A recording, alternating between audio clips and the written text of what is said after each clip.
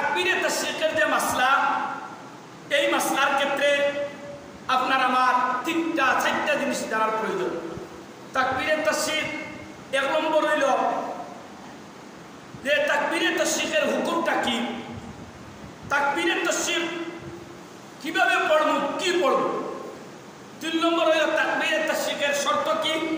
4 নম্বর হইল তাকবীরে তাশরিকের সময়। তাকবীরে তাশরিকের হুকুম হইল ওয়াজিব।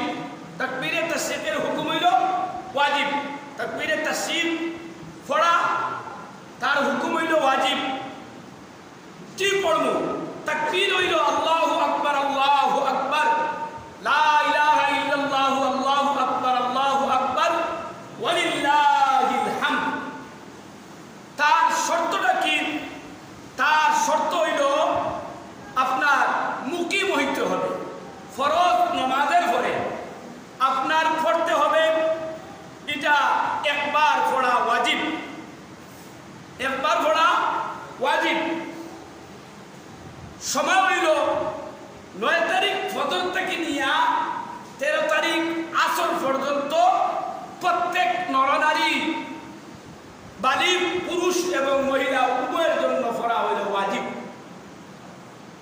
এই তাশরিকের সূচনা হইল কোথায় থেকে? যখন হযরত ইব্রাহিম আলাইহিস সালাতু ওয়াস সালাম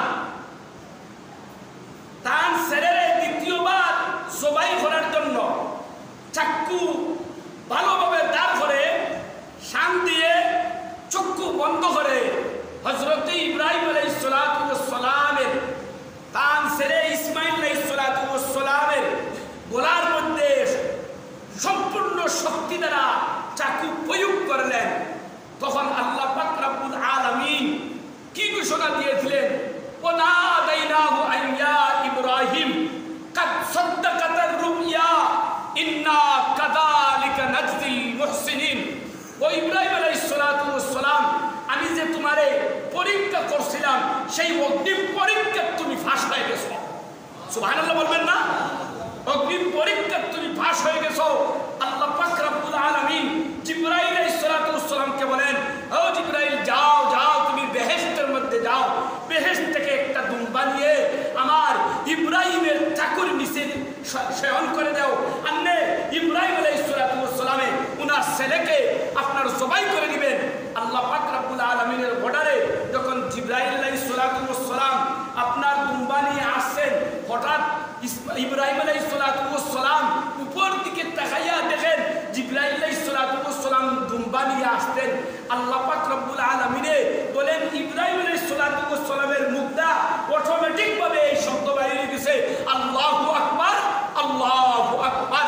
এই কথা সাথে সাথে হযরত জিবরাইল আলাইহিস সালাতু ওয়াস সালাম বলেন লা ইলাহা ইল্লাল্লাহু, আল্লাহু আকবার। আপনার যে শহীদ আছিলেন ইসমাইল আলাইহিস সালাতু ওয়াস সালাম, ইসমাইল আলাইহিস সালাতু ওয়াস সালাম এই শহীদের অবস্থা থেকে বলেন আল্লাহু আকবার ওয়ালিল্লাহিল হামদ। সেই থেকে এই তাকবীরের সূচনা হয়েছে, এই থেকে এই তাকবীরের সূচনা হয়েছে। এই জন্য এটা পড়া অত্যন্ত মোবারক এবং বরকতওয়ালা। সবাই একবার পড়বো, একবার পড়া ওয়াজিব। যেহেতু সুন্নতের খেলাফ একবার পড়া, সেই জন্য 3বার পড়া ঠিক নয়।